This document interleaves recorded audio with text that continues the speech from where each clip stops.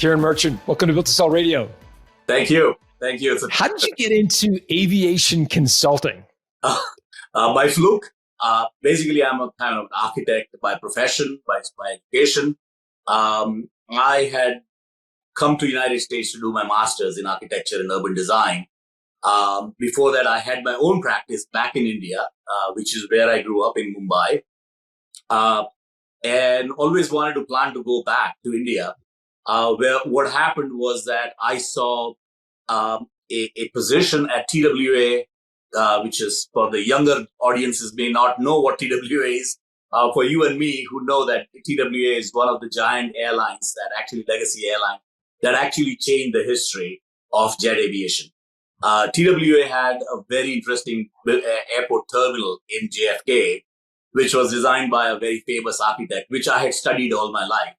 And this job was a summer internship job that basically allowed somebody to come in and catalog these original drawings, hand-drawn drawings of Aeroport.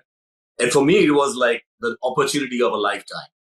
So I went for the interview. They looked at my resume and said, well, you're overqualified. You have a master's degree. You had your own practice. We were looking for a first-year architecture student. And I said, well, if you allow me to see these drawings, I would work for you for free. And they just found it amusing. And they said, okay, you want this job so much? Okay, it's yours. Long story short, in 1 month, this was during the early 90s of the worst recession period. There were no jobs. And TWA was already had emerged from bankruptcy. So they had lost every single person that they had in the department. And it was a very skeleton crew. And somebody looked at my resume and said, why are we wasting this guy in a drawing room? He should be out there doing projects. So I promoted from a plant clerk to project engineer within a month. And then I was doing projects. And that's basically how I learned every aspect of the airline, that, from parking the aircraft to throwing bags and that was kind of a very definitive kind of an education for me of 6 years of hard labor, where I had to learn every aspect of how does an airline business work? How does an airport infrastructure come together? And that was an interesting learning curve for me. And that's how basically I got into aviation. And then I kind of grew into different roles, mainly worked on the airline side for the first 15 years. Then I moved from airline to the airport side and learned how an airport operator basically look at and develop capital programs. And so that's kind of was my first 25 years was my training as managing director of design and construction for the airline first, and then chief of aviation planning for Port Authority of New York and New Jersey. I was going to say the Port Authority for New York and New Jersey is interesting because, most consultants, when they think about going, quote, client side, it's a one-way street, meaning they take the service roles and they parlay that to a client-side gig, and then they're on easy street, right? It's a 9-to-5 gig. There's a pension. There's a good salary, and not you're working all crazy hours day and night. Why on earth did you leave the Port Authority, the pension, the money, the safety to go start a company? That doesn't make sense to me. Explain that. What happened was that once I completed this so-called vision for the long-term infrastructure, it was not exciting for me to be in that job. Also, what happened with all the entrepreneurs that, at some point you basically say, what am I really doing? And for me, it was, I always kicked myself and say, I've done everything right. Why am I not raising to the next level? And I think that I have said this to my former bosses, that they did me the biggest favor that could be, is not promoting me when the time was there to promote me. After performing very, very well, I was basically kind of left behind. And actually one of my bosses told me that, well, you're doing such a good job. We're not going to change anything about it. And I'm like, well, you're penalizing me for doing a good job. And I gave my 2 weeks notice and left.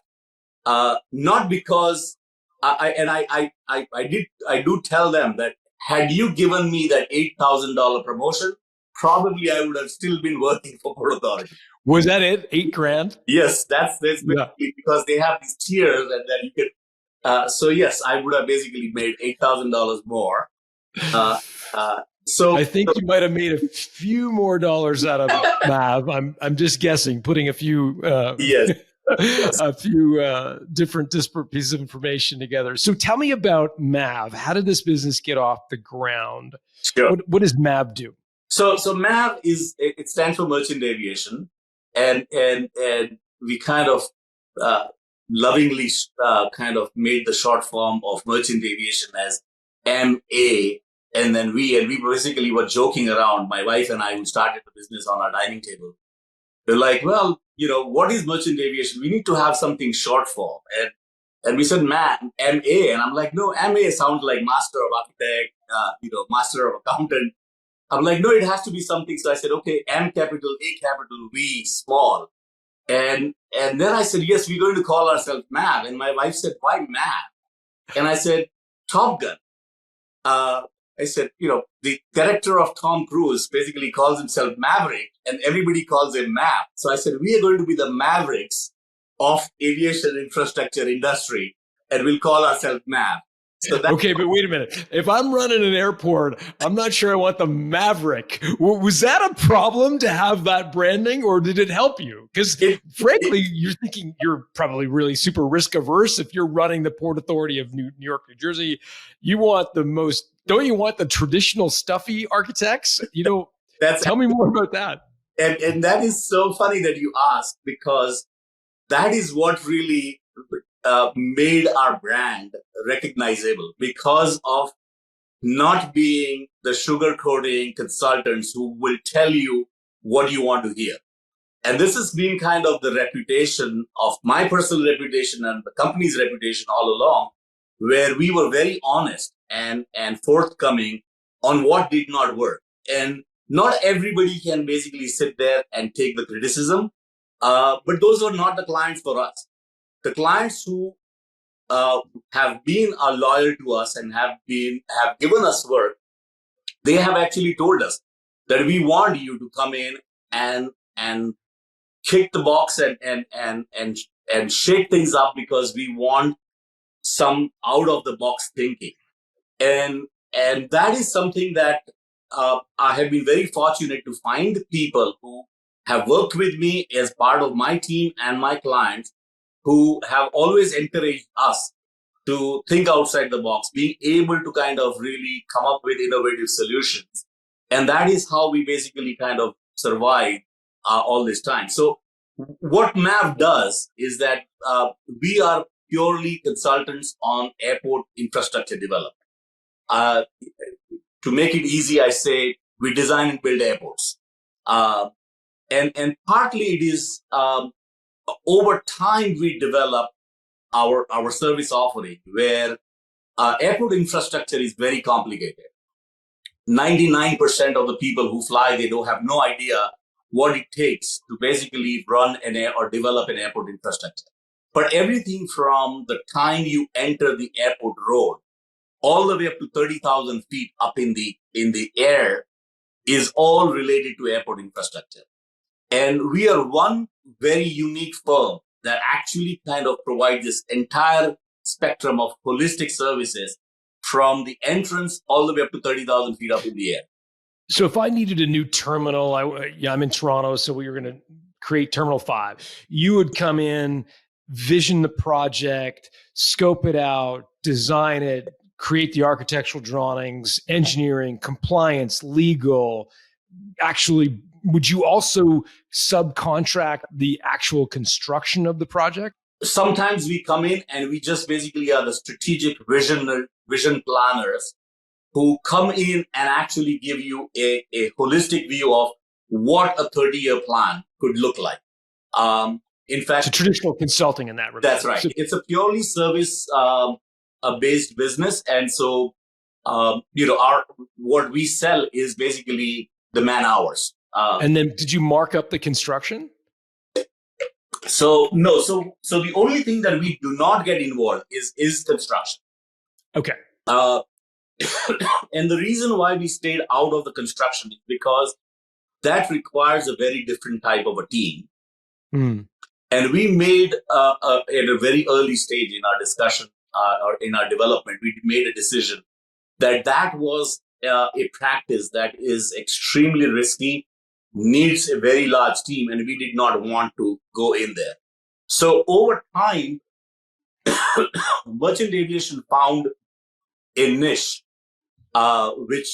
which really separated us from the rest of the industry, because the players in this industry are multi-billion-dollar infrastructure planning and consulting firms. We are nowhere compared to them. We are truly a mom and pop shop. Today we are about 33 people. When I sold the company, we were 21, um, and we wanted to remain boutique firm. Which is basically what we wanted to make sure is that we are able to provide a personalized service. So when a client picks up the phone and calls, you can actually get an access to CEO of the company and have somebody hold your hand through the entire process. What we found, and this is kind of my journey into aviation consulting from being on the client side for first 25 years before I started my own firm, what I realized is that there were a lot of people who did the front end work, which was kind of number crunching, developing kind of strategy for the project planning. And then there were some really very, very good firms to kind of design architectural work, engineering work. But there was a wide gap in between. And the people who could do the initial planning, they all think that they can do design. And all the designers think, oh, they can do the planning. But as a client, I had personally felt that there was a huge gap. And that's the gap that I wanted to fill. And when you started it and had this vision of filling that gap, like what did you have an end game? One of my mentors said my daughter was in final year of college. And he said, you're one paycheck, you're one tuition check away from freedom. And I'm like, oh my God, I never thought of that. For 25 years, I always did not want to leave my paying job or my job security, because I always kind of thought of earning the living for the family. And for the first time, I kind of said, well, maybe if I take a risk, I have nothing to lose. I can always go back and find a job, but this is my opportunity to try something different. And so when I started merchant aviation, it was I did not know what I was going to do. Literally, we came up with a name on Saturday morning. Friday night, my wife said, "Why don't you start your own business?" Saturday morning, we came up with a name, Merchant Aviation, MAV. On Monday morning, I called up my lawyer and I said, "Can you open up a Merchant Aviation LLC?" I had no idea what I was going to do. I had no idea where I was going to sell services, what services would I even offer. But what I started was with a business plan, knowing that I want to sell the company. I had no idea what the company was going to do, what I was going to offer, but I said, well, I'm going to sell the company. Kind of started researching the industry newspapers and realized that there was a $105 billion infrastructure development need in next 10 years.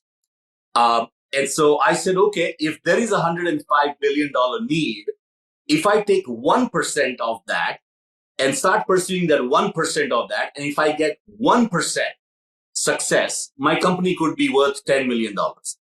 And that was how basically I understood that there is a demand. And this is where I kind of started really defining what I was able to offer and where can I really start focusing. So that's how basically it began. And just one more thought that like most of the entrepreneurs kind of have this difficulty of like, it's a chicken and egg situation. You don't know what you're doing. And then once you know what you're doing, how do you start? How do you basically bring in the capital? What do you do? And so for me, I started selling my own services as a consultant. which I was able to get very quickly because, I had a good network. I was able to find work that kind of brought in some money to survive.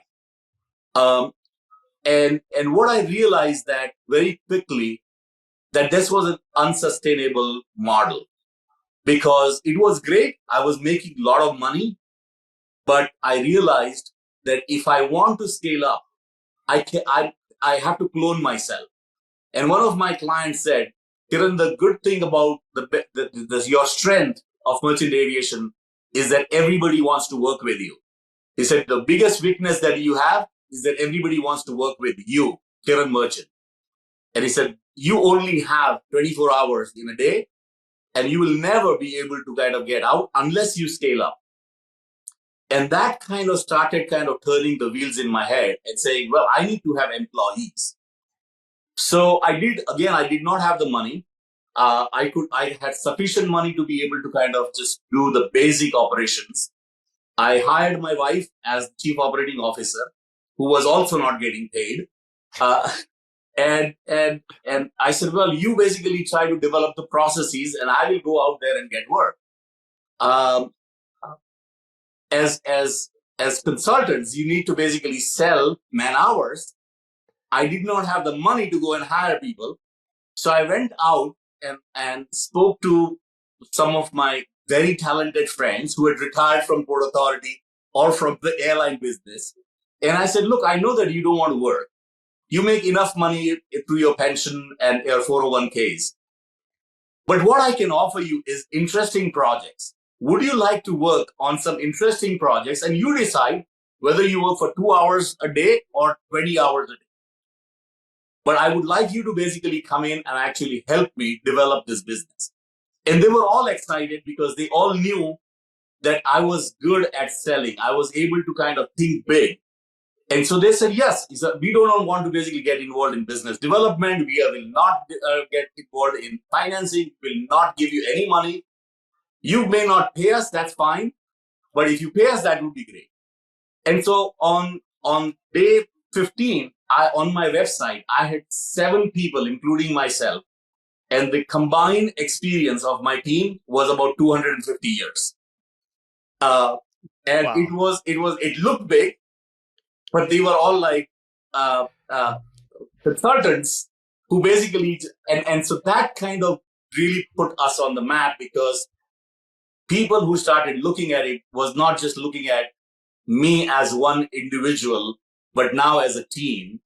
And then as we started growing, we started basically hiring junior staff who were getting trained by these very senior level people. So we had both a best of both worlds, training the young crowd with some very senior level employees.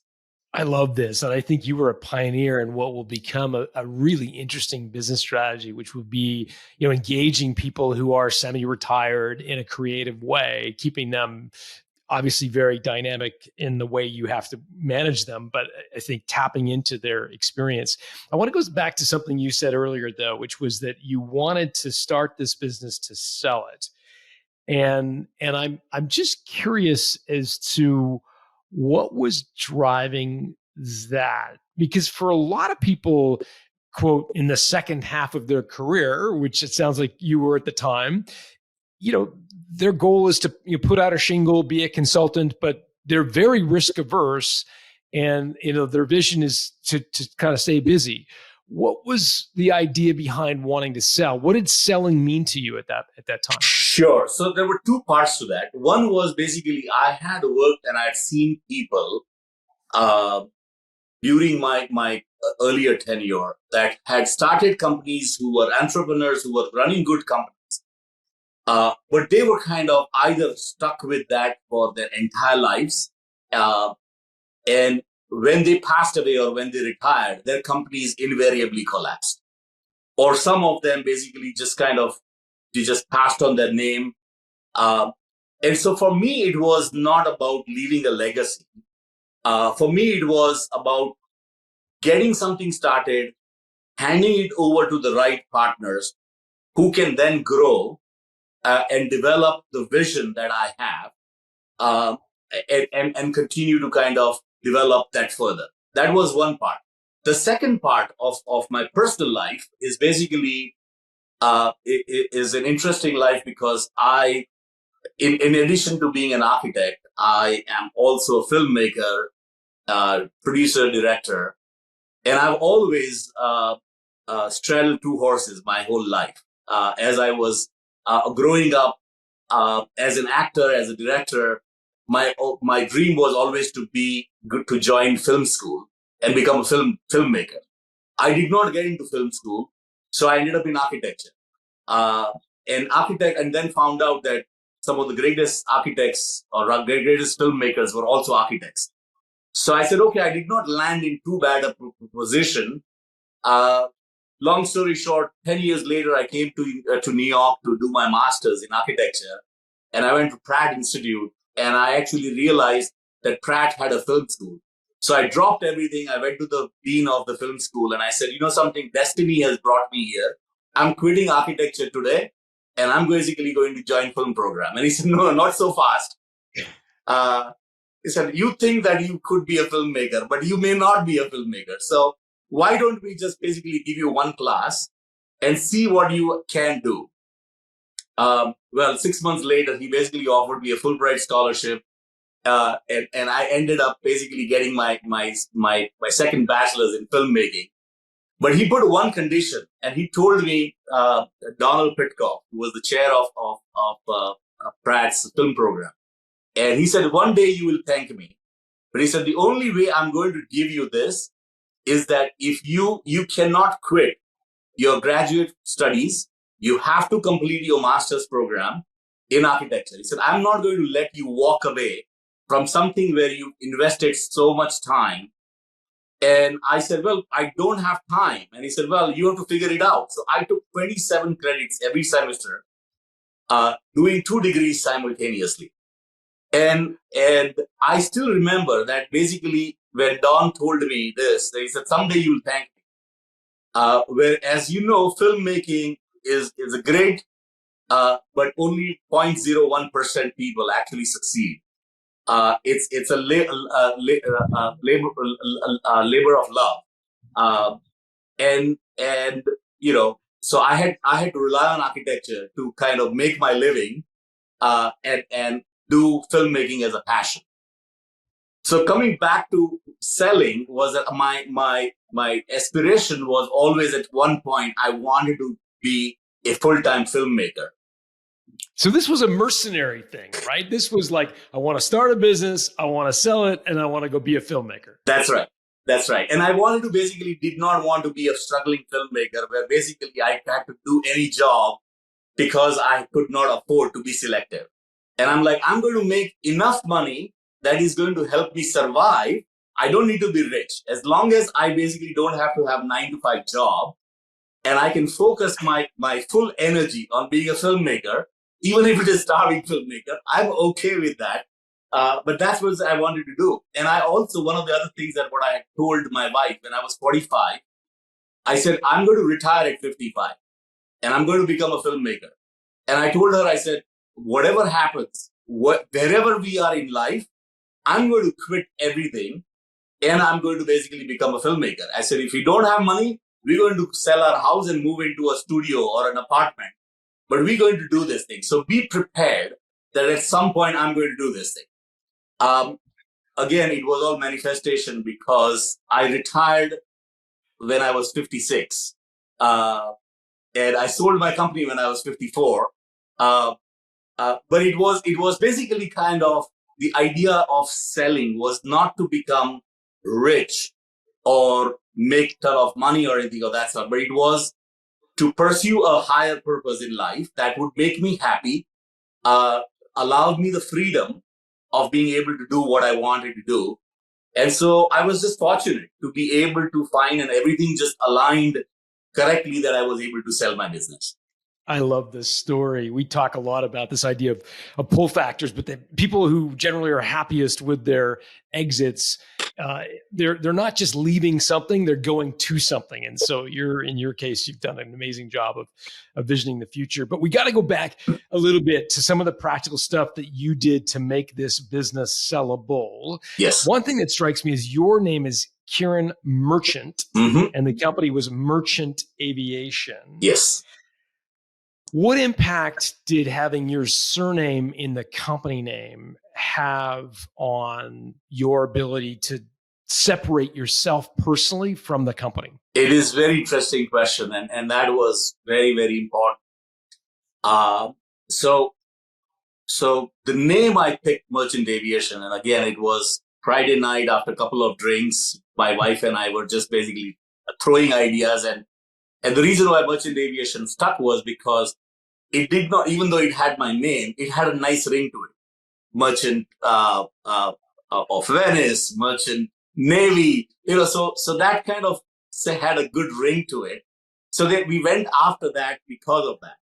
However, didn't realize, and whether with the name or not, one of the things that the people who acquired my company told me during the final negotiation is that you are the company. It's your goodwill and your reputation is what has built this company. How are we going to survive if you're not around? And we want to make sure that there is that continuation. So I realized very later on, and whether I had called it Merchant Aviation or something else, what I realized was that that my company had a lot riding on my personal relationships, my personal way of doing business, and my personal knowledge. And that was very difficult for me to tell my potential buyers that regardless of that, what is the potential of the industry? What is it that we are doing? How can I help you? And so, kind of fast forward, Merchant Aviation was acquired in 2018. It's been 5 years now. I'm still working for Merchant Aviation as a board member. I'm the vice chairman of the board. And this is something that I only had a 2-year contract after the acquisition. I could have left after 2 years. The reason why I stayed was that my team is growing. My team is doing very well. But I had this personal engagement with both my clients and the people who acquired the company, where I wanted to help both of them to succeed. And so I'm very fortunate that I'm in this position where I get to provide strategic advice to my own company and to my clients, and be able to kind of bring both of them together. I'm also making sure that my team is growing enough to be able to take that leadership, that tomorrow if I get hit by the bus, they're not going to fall apart. And I think that, that at this point, I feel very satisfied that my team is ready. So tomorrow, if I'm not around, they will still succeed because they have understood the business model. They have realized what they need to provide. My clients understand what we bring to the table. And so I think that it is at a good level right now to be able to do that. But coming back to the name, so it's not so much in the name of the company. It was about what I was doing and kind of being the whole and soul of the company, which became pretty apparent to me in the early discussions that clients, the acquisition, potential acquisition partners were not comfortable in taking over the company that actually had one person riding on one person's reputation and goodwill. And how did they let you know that they were not comfortable? Was it just the offers were poor, or did they just say outright, we're not doing it? So how that happened was that they basically, and we can probably go into this a little bit because I've heard about, that people talk about earnouts, right? So I did not have any earnout. I was very clear from the very beginning. I kind of said, okay, this is the price. I will agree on a price and you pay 100% upfront. There was this discussion that happened where basically people who were negotiating, who were not kind of at the high level executives, who were kind of in the nitty-gritty of doing due diligence, kept on asking this question and said, how do we go back to our investment committee and convince them that it's we acquire the business, you walk away, and then it collapses? So I said, I will change your strategy from being penalizing me, like, because that's what they were saying. Earnout is the only way we can assure ourselves that you're going to be staying around. And I said, you're thinking this in a wrong way. Your thinking is like penalizing me for walking away. Instead of that, why don't you incentivize me so that I would stay? And here's the proposal. Here is what we are going to do for next 3 years. If I get you A, I get a certain bonus. If I get you B, I get a certain bonus. And here, I'm going to basically put myself online and say an impossible task of basically getting $30 million of revenue in next 30 months. If I don't get that, if I get that, I get a hefty bonus. If I don't get it, you don't pay me. So I said, now we are basically changing into an incentive program. Now I have a skin in the game, and I would stay. And that worked like magic, because they started looking at the growth potential instead of a potential of losing business. What did you think it was worth as you were growing the business? Did you have a sense of a company, a consulting company, what it might be worth? When I started talking about the worth of the company, I never looked at what a standard engineering architectural practices they go for is 2 to 3 times multiplier the EBITDA. And everybody told me that that's how the industry works. That is how you're going to get the valuation. And I said, no, that's too little. I mean, I could basically stay in for 3-4 years and I can make that same money myself. Why would I sell the company? And I want to sell my company 10 times my EBITDA. And everybody looked at me as if I had 2 heads. And they said, there's no way in a consulting service, in an engineering architectural planning practice, this is never heard of. You cannot do that. And there was one friend who basically kind of came to my aid, and he said, Kiran, what you need to do is that you need to stop thinking about what is your company. You need to bring in the vision of what the industry is. He said, go back to your first slide of your business plan where you say that there is $105 billion pent-up demand to develop airport infrastructure. He said, that's what you're selling. You're not selling your small revenue firm with 12 employees. You're selling an entrance into the largest lucrative aviation consulting market in the world. And that's what you're selling. And that kind of changed my entire mentality. And that's when I started talking to the potential buyers. The discussion was not about what merchant aviation does year over year, but it was about how can I open the doors for you to get into this lucrative market. And this is the entrance into this market, because we will get your foot in the door, and this is how you will be successful. So it was an interesting kind of dialogue where I had to first work on myself of what I was trying to sell instead of what I was doing. So smart. How big did you get? You mentioned you were 12. Like by the time you sold, how big were you at that Sure. time? So we grew very quickly. So, from that Saturday morning, sitting around on my dining table, we were at my dining table for first 3 months. We got our small office in the 3 months. Within 12 months, we were about 12 employees. At the end of 12 months, I basically kind of realized that I had to either go and hire another 10 or 12 people to be able to kind of deal with the workload, or I had to bring in partners. Again, being a small consulting firm, I knew very well that I'm in a very saturated market where there are a lot of people offering the consulting services, and they have been established for 30, 40, 50 years.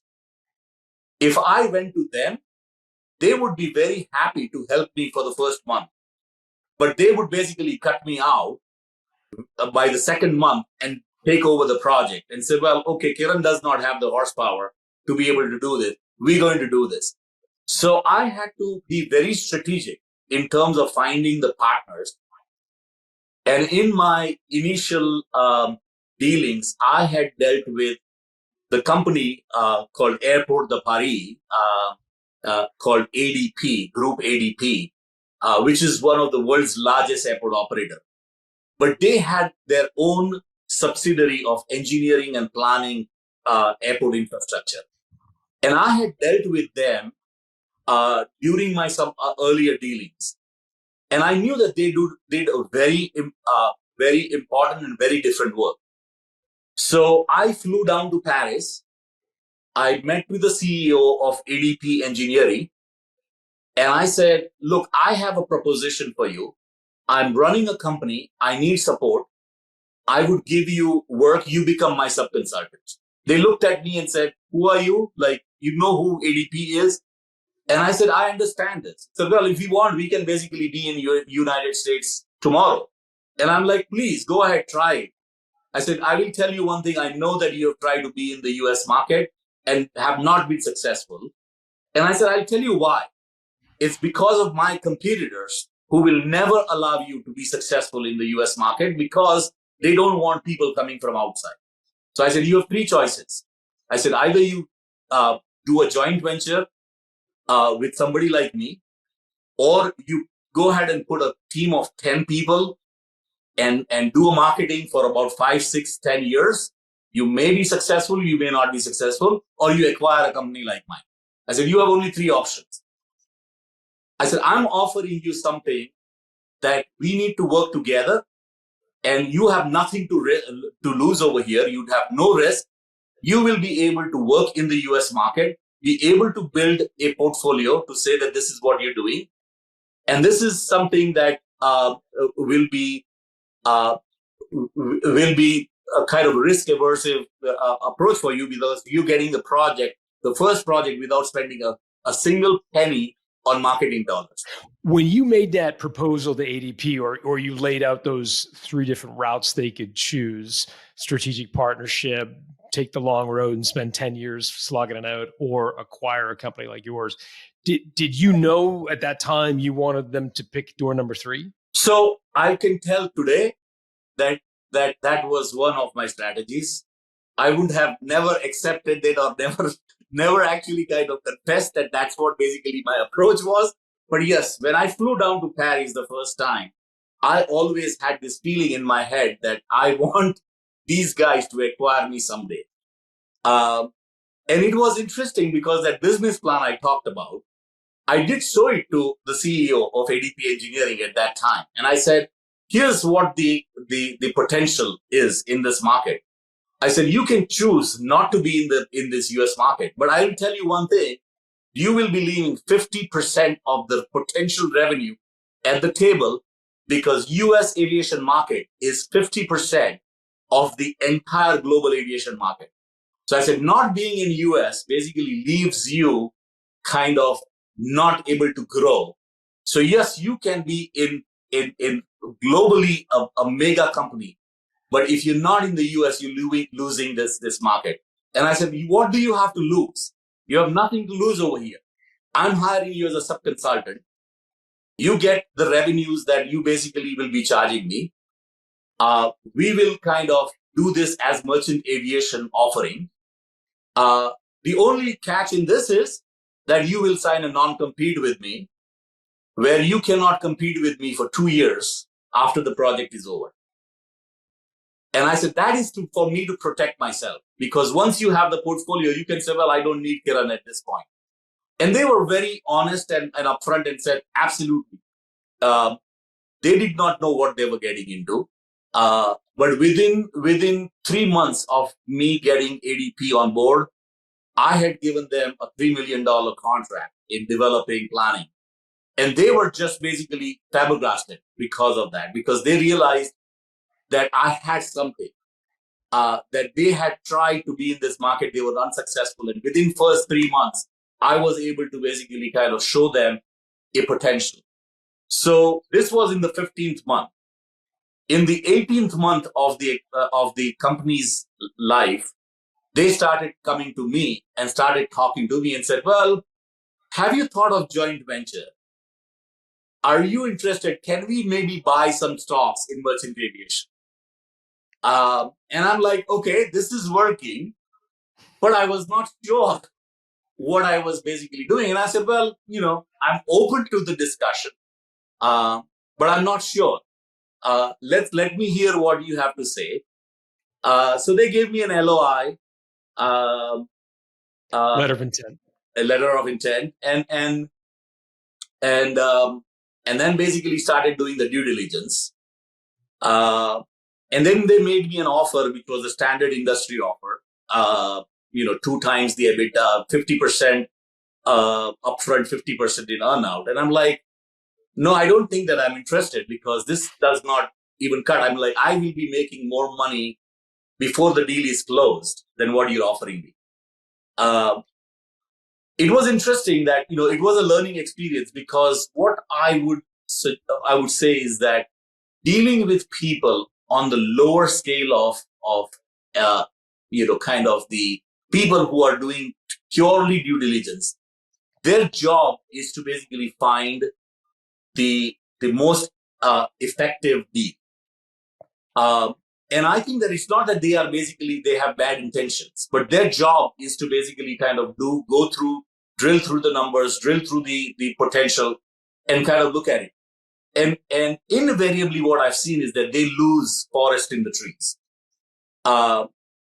For me to be able to make a deal, and this was kind of my earlier discussions with my friends who had sold the company, they told me that, Kiran, you will go through this process and you will make a deal over a dinner or a lunch, and you will shake hands on something that you would be surprised.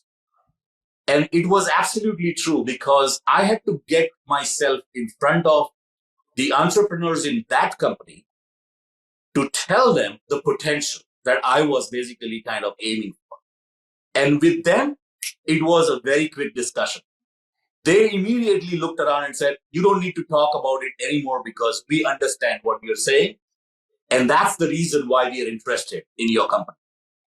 So once I knew that they basically were, then it was very, very quick in kind of coming up with numbers, coming up with a handshake on a deal that was good for them and acceptable to me. They had raised the mid-level folks had sort of said 2 times EBITDA, half upfront, et cetera. Did you go back to the more senior entrepreneurial folks and give them your number? It wasn't 2, it was X, or yes. Did you go back to them with something? Yes. So I had done the valuation, and it is like, again, like, this is one of the things that anybody who wants to do this thing, that the value of having good friends, good consultants is very, very valuable. And it is something that I would say that is extremely nerve-wracking, because you are spending money on a potential that may never materialize, which is extremely, extremely important to understand. Surround yourself with people who actually will give you sound advice. You don't have to listen to anybody. At the end of the day, you have to make your own decision. But having a point of view that is not yours, because when you're developing a company, it's your baby and you're emotional. You have to detach yourself because everything that you make is an emotional decision. People who are not vested in your company can give you that objective point of view. And that was very important to me. So I hired a company that does standard evaluation. I could not afford them. So I kind of made a deal with them. And I said, look, I don't think that I can have this thing, but I think there is a potential that if this company acquires us, you could probably get some future business as well. I can bring you on. So you need to basically give me something. And I said, here's the reason. I'll give you my homework. of how I've come up with a number. So I gave them a full research material of why we think that a certain the services that we were offering, the company that we had built was worth certain amount. And so I had a third party valuation, which had three columns. One was the standard, 2 times the multiplier of EBITDA. It happens with this. Here's the company that basically has gone with 5 or 6 times EBITDA. And here are the companies that have done 8 to 10 times EBITDA. So they kind of did it in a very smart way to basically say, well, we've done our, it could be you take whatever you want to take out of this valuation. And I said always that, look, it is, for me, the first two columns do not matter. It's the last column, because I'm selling you $105 billion worth of infrastructure consulting work. I'm not selling you what I'm making. So either you take it or you leave it. And it was interesting because it was nerve-wracking, because it was something that I may have walked away from the deal at least 3 times. There was at one point they probably were going to walk away from the deal. But I think that the strong advice, what really I think that was valuable to me, because it just gave me a perspective. And at the end, I did not listen to anybody. I basically went on my own and basically kind of stayed true to my own kind of feelings. It would have been disastrous, because I also know one thing, that, when I made the deal was a very strategic time, everything aligned. If I did not make the deal at that time, probably this deal would have never gone through. So I was just lucky. I was fortunate to be able to find people on the other side of the table who saw the vision and believed in the vision.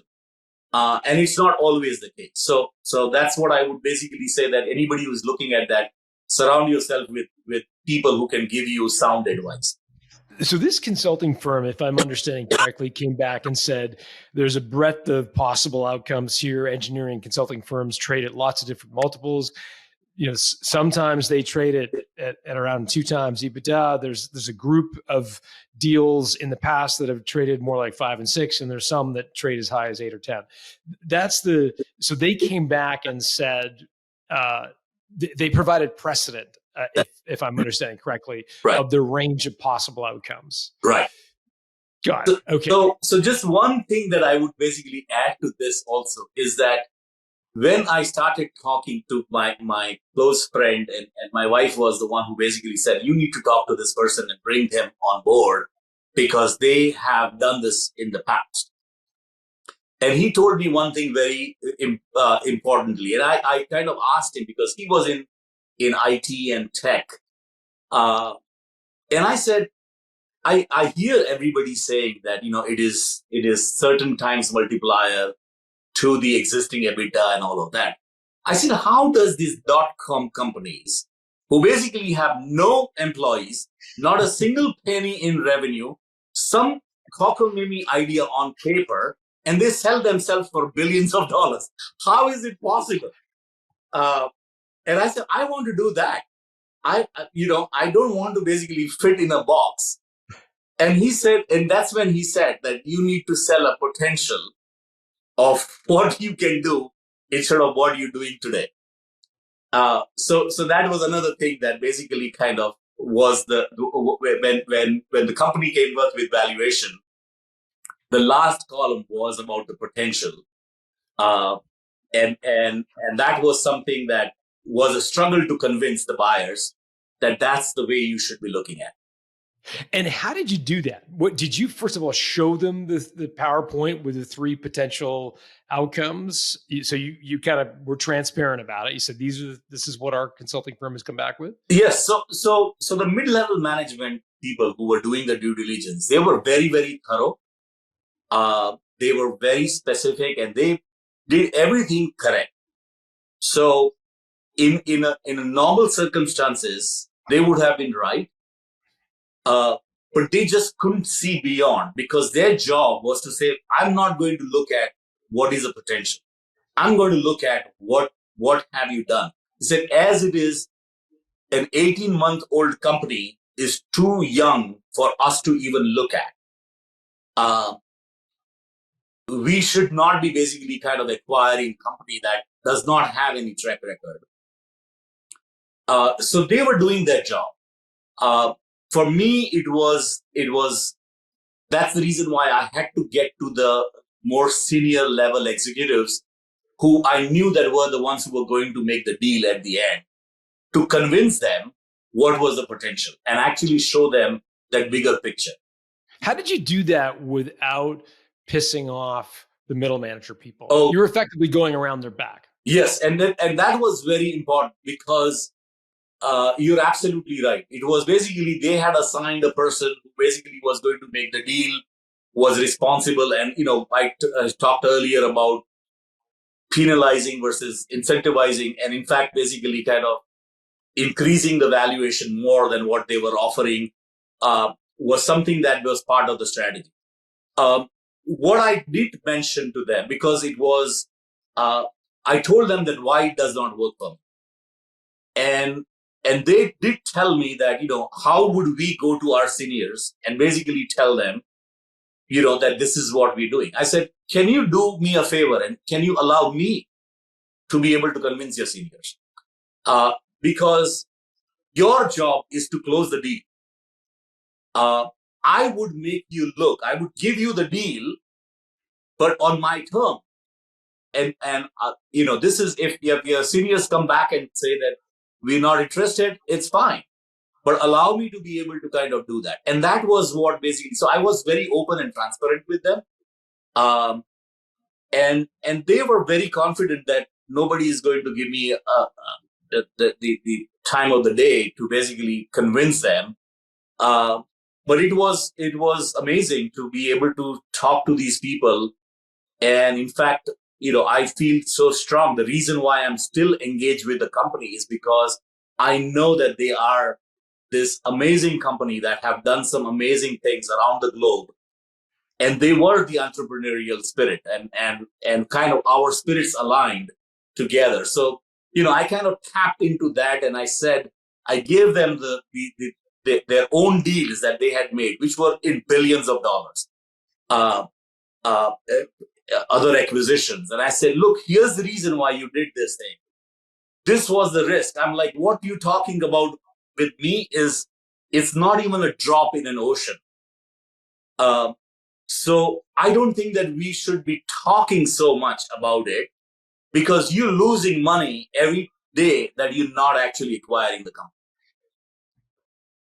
Kiran, sometimes people on the other side of the negotiation table, when they hear a pitch like the one that you gave, which is, hey, let's talk about the opportunity, let's talk about the size of the market, et cetera. They say, great, Kiran, I agree with you. Market's huge. I think that's great. We'll put it in an earnout and we'll structure your deal so that you'll get a little bit of money up front. And if you hit it out of the park and you get a good share of that $100 billion market, then we'll pay you handsomely. Is that what they did? Yes, absolutely. And they started with that. And this is what I said earlier, that what happened was that, so one thing that I would say is that, because it was an international company, it was a French company, they had hired attorneys in the United States who were one of the largest legal firms in the country. Every time I used to go to the negotiation table, it was me and one of my attorneys.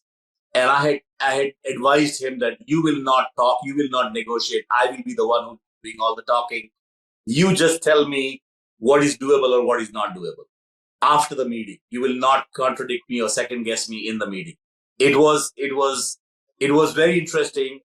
I would go into this meeting with like 10 of these high profile attorneys, and two of us would be sitting down, and there was no parity. Like, I was no one. And these guys were really multi-billion dollar global companies. One of the things that they did say that this is basically, and this is where I kind of turned it around and said, instead of, so what if you offer me something too low, the reason why it does not make any sense, because I might as well stay for another 3 years and I will make the same money and control my own destiny after 3 years. Uh, so if I have to sell it, it has to be enough for me to be able to make for next 10 to 12 years that I'm getting upfront. And that's the reason why you will get a discount. So I cannot afford to basically do the earnout. But let's turn this around, and instead of basically making it an earnout, you can call it an earnout, but let's make it an incentive package. And we say, here are the targets that if I meet these targets, or if the merchant aviation meets these targets in next 3 years or 2.5 years, it was like 30 months, is what we had agreed upon. And I said, if we make these targets, then at every point I get an additional bonus. And that's how I actually ended up basically getting a higher value than what I had originally thought that I would get. I was lucky enough that we made those targets.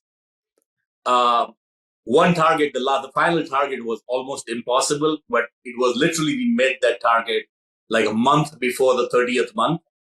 And I just basically had tears in my eyes, and my wife and I were sitting down saying, I don't know how, like, somebody is watching over us, because I don't know how this thing happened. We're just incredibly lucky that we are in this situation. Amazing.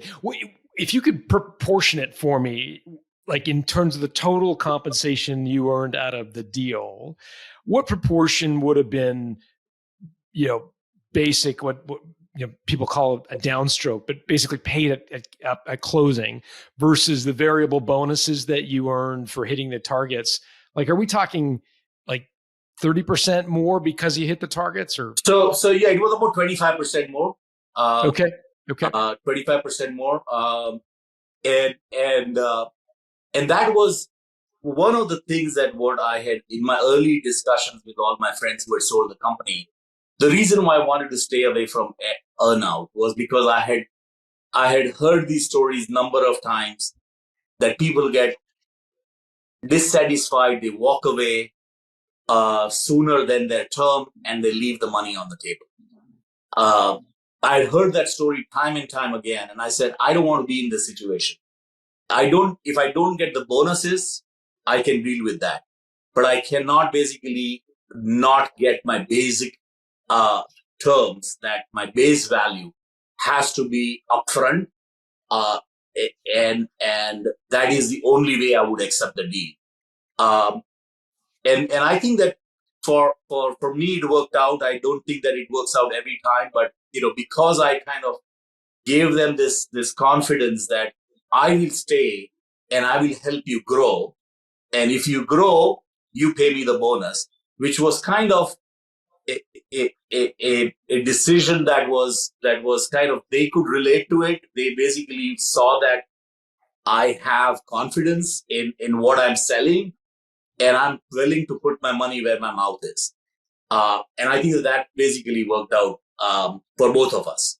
Sounds like it. Hey, this story is incredible. I'm so glad that you shared it with me and our listeners. Are you up for a quick lightning round of questions that before I let you go? These just require, a sentence or two answer. Sure.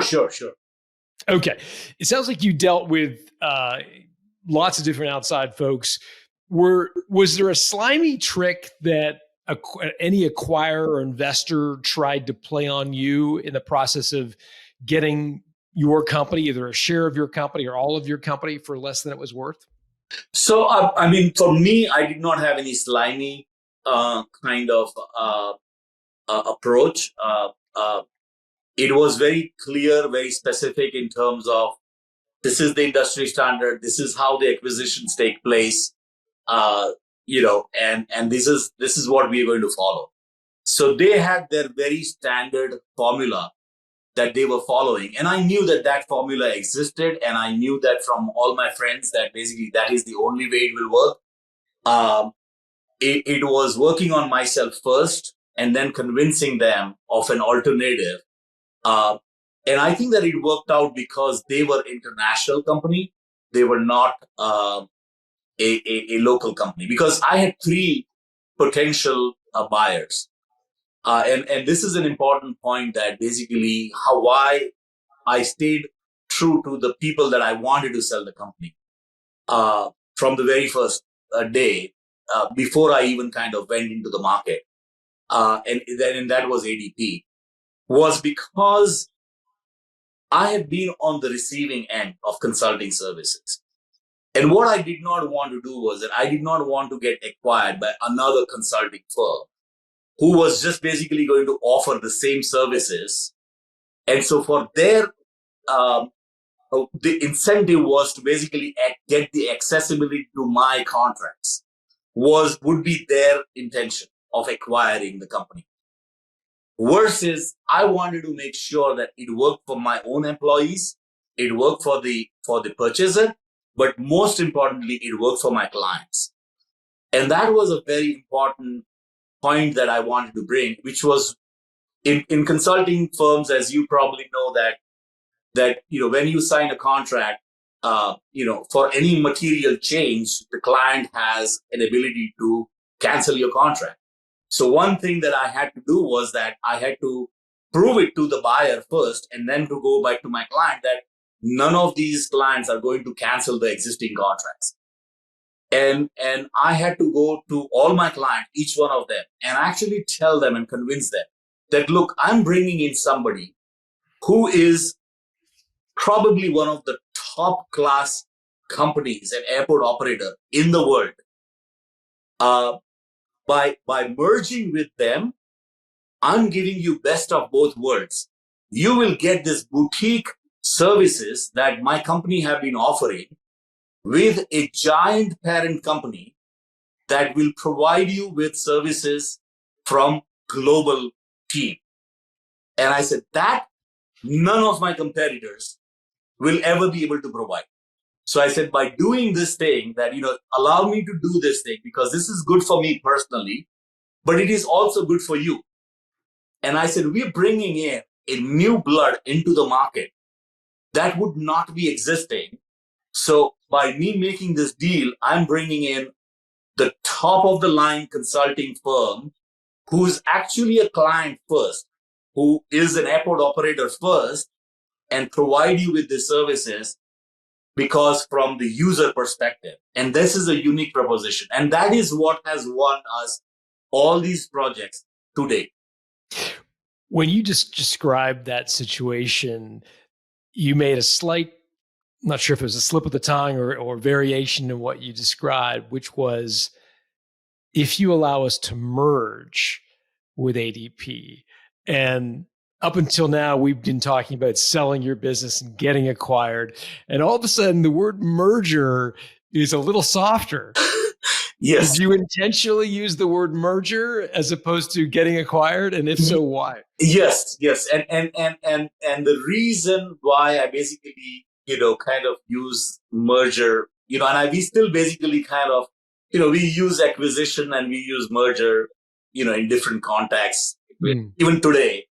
But particularly at that time, what I wanted to basically convince them was that this is more of a merger, because it's not like tomorrow all these great people that of merchant aviation are going to disappear, and you're going to have like somebody who's foreigners from outside who are going to come in and basically kind of provide you with something that you will not be able to digest.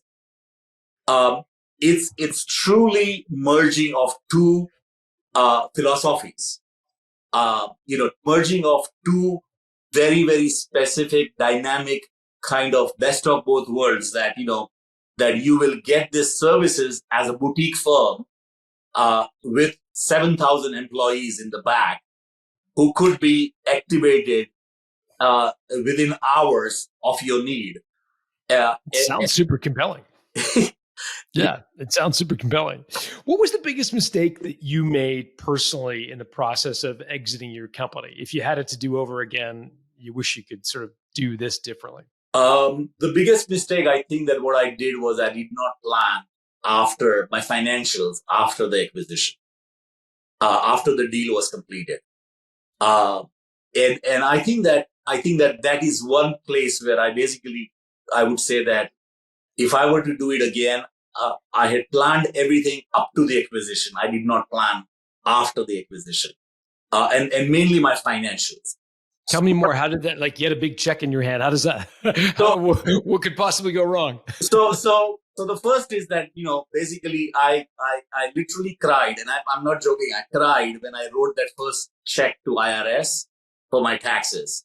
And that was kind of the 20 years of my total income for last 20 years combined, was Yeah. in one tax bill that I had to pay. Uh, so that was what I think that I could have planned better. That is number one. Number two, and I could have learned certain things, which is basically kind of to take, I would have basically been served better if I basically took, again, it was an emotional thing about saying, oh, I don't want to earn out. I'm going to basically take bonuses if I get this thing. If I had not called it bonus and if I had called it earn out, I would have paid capital gain tax instead of the regular income tax. So it's tax planning is something that I should have done ahead of time. And then what happens is that, what do you do with that money that you get that you basically never had in your life? Uh, you're always like thinking in terms of, oh my God, like FDIC only it insures $250,000. How many bank accounts do I need to open? And so it is all like, these are the things that I learned over 5 years of after selling the company. But that was something I feel that I wouldn't say it was a mistake, but it was not properly planned, and I could have done better planning ahead of time. I've heard selling a business characterized as a roller coaster emotionally. Describe, if you would, the high and the low of the selling process. What was your highest emotional moment of selling your company, and what was the lowest? So the lowest was,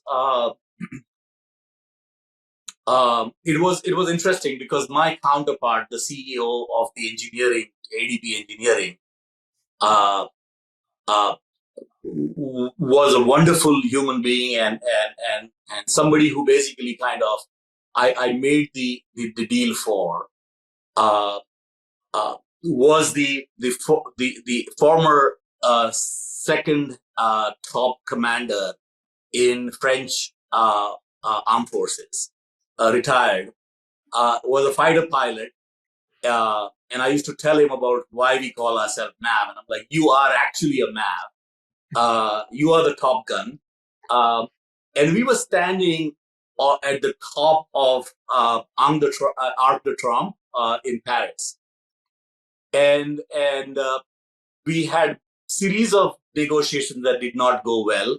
And I stood over there with him, and that was probably the lowest moment of my whole process, where he was explaining me that, the Bastille Day parade, that, the Air Force aircraft would fly on top of Champs-Élysées. And he was standing over there and he was saying, oh, look, we would basically start flying from there and we would come down. And as soon as we pass this spot, we will basically go down. And I was listening to him and I'm like, how can I not make this deal? Where I was about to walk away from. And my wife and I had this discussion before, and she has been extremely supportive of this thing. And she said, Kiran, come back. We don't need to sell the company. Because the negotiations were not going well. And I was about to tell him that I'm sorry, but this is not going to work out.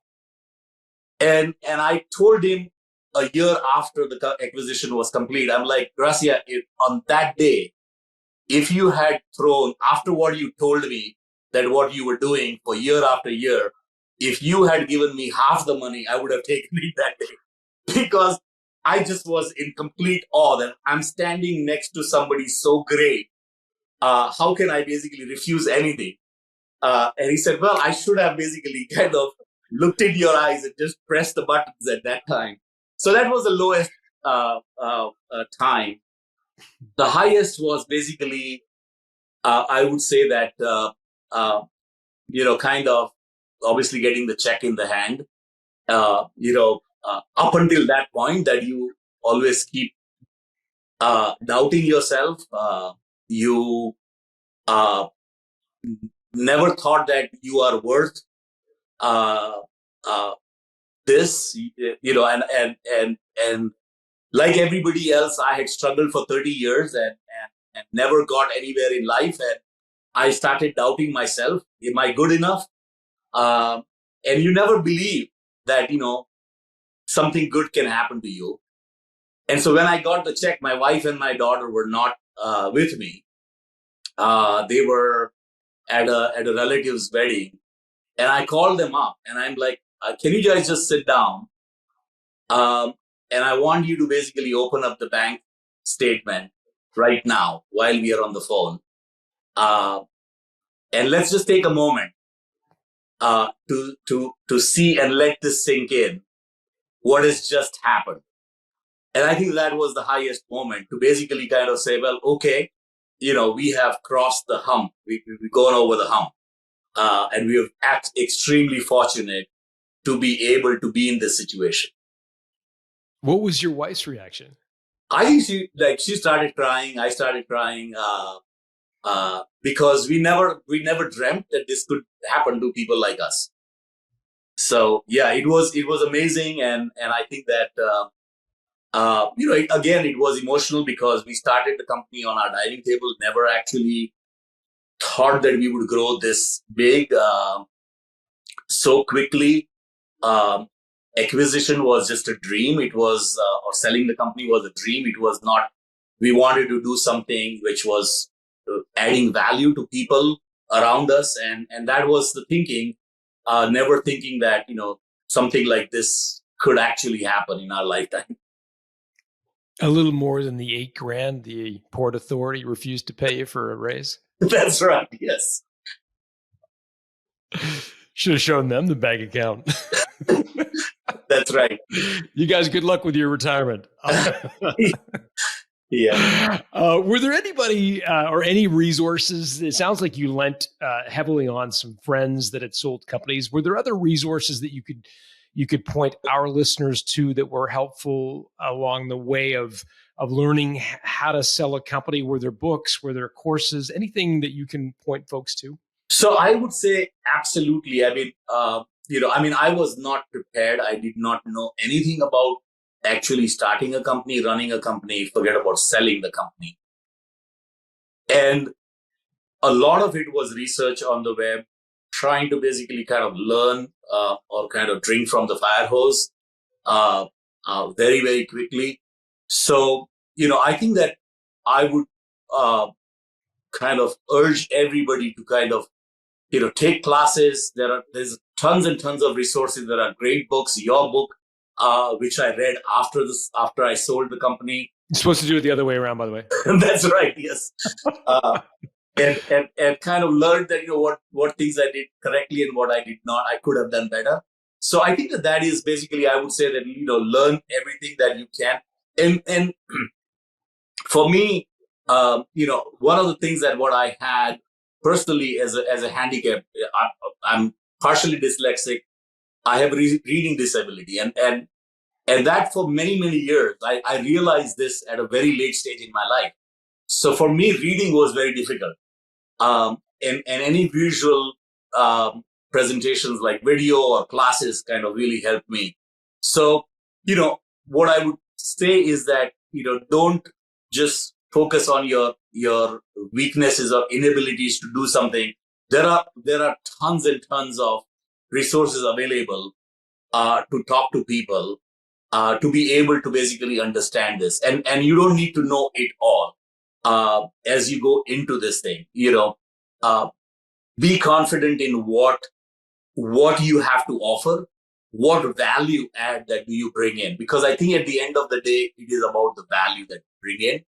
Because the purchasers are not interested only in acquiring a product or a service company, but they are really interested in basically that how can this change, or if this tool kind of came in their arsenal, how can they basically improve their services.